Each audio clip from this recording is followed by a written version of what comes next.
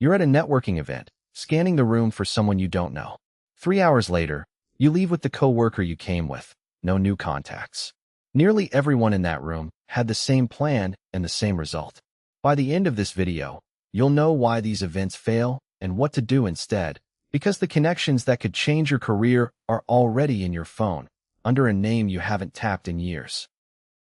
Marcus has been going to those events since his layoff, doing everything the career coaches tell you to do.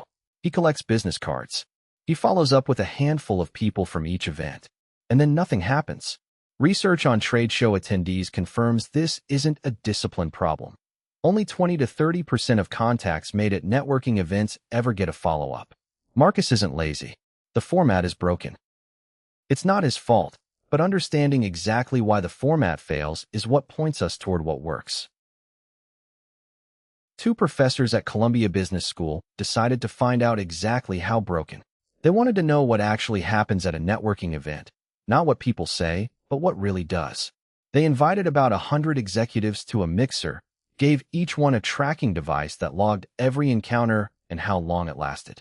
Before the event, they asked every guest, "What's your goal tonight?" The answer would prove to be the opposite of what the data showed. 95% of them said the same thing: to meet new people. That's the point of a mixer. But when the researchers downloaded the tracking data, the story was the opposite. A guest was overwhelmingly more likely to spend the evening talking to someone they already knew than to anyone new. Pre-existing relationships made encounters between friends dramatically more likely than encounters between strangers. The event was designed to mix people. The data showed that even at a mixer, the familiar wins. The reason isn't laziness. Walking up to a stranger with the intention of getting something from them, a contact, a referral, a job lead, makes most people deeply uncomfortable. When researchers asked professionals to recall networking for personal gain, the language they produced shifted toward words like shower, wash, and soap. Planning to network for personal benefit triggered feelings of moral contamination. Most people felt it. Powerful people didn't. And so they gravitated to the safe conversations at the edge of the room. The events fail because they fight human nature. But if the answer isn't in a room full of strangers, where is it? Daniel Levin at Rutgers had a hunch that the answer was hiding in plain sight, in the contacts you already have but never reach out to. He and his colleagues call these dormant ties, people you once worked with closely but haven't spoken to in years. Most people assume those relationships have withered. The researchers wanted to test whether they had. They asked over 200 executives to reconnect with their own dormant ties and seek advice on a real problem at work. The results surprised everyone, including the researchers. The advice from dormant ties was as useful as advice from current contacts, and often more useful. The conversations were shorter, yet delivered the same value. The insights were more novel, because a dormant contact has spent the last few years in a different room, learning different things. What made dormant ties special was this. For relationships that had once been strong, the trust and shared perspective hadn't faded at all.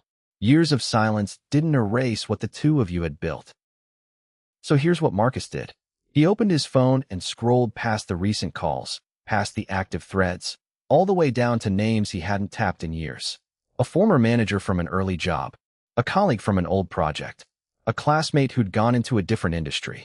Each name was from a different chapter of his life, each carrying knowledge he didn't have. He didn't ask them for a job. He asked them for advice on a specific problem, how to position himself for a pivot from consumer marketing into tech. The ask matters. Can you get me a job? Makes people uncomfortable. How would you think about this problem? Makes them feel like experts. There's a catch to picking which dormant ties to reconnect with, and it's not obvious. Levin's team ran another study and found something unsettling. People prefer to reconnect with dormant ties they used to know well, old friends, close colleagues. But the most valuable reconnections were with higher status contacts they'd spent less time with. The people Marcus would naturally pick, the comfortable ones, were not the ones most likely to open a door. The slightly awkward ones, the more distant ones, were where the real value lived. But what if you can't avoid events entirely? Because sometimes you have to. If you do go alone. The Columbia tracking data showed that the guests who met the most strangers were the ones who arrived with the fewest friends. No wingman, No safety net, just you in the room. And when you walk up to someone, reframe the interaction. Don't think about what you can get. Think about what you can offer.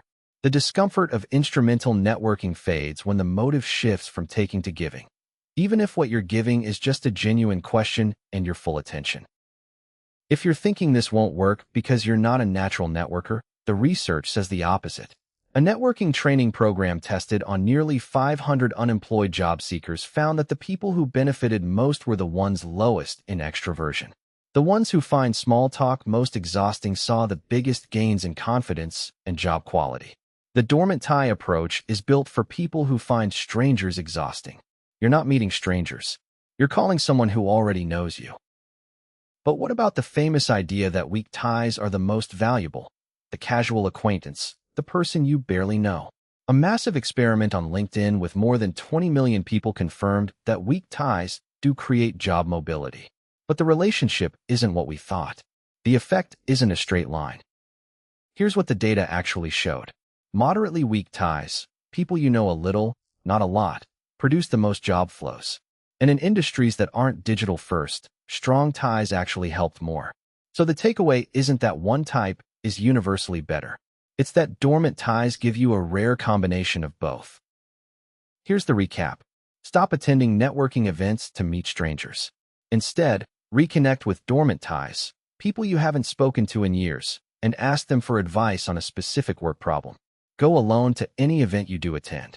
Remember, events fail because they fight human nature. Dormant ties combine the best of weak and strong ties, and the most valuable reconnection is probably the one you'd rather not make. Your next opportunity isn't in a ballroom. It's in your phone. If this helped you rethink how you build professional connections, subscribe for more.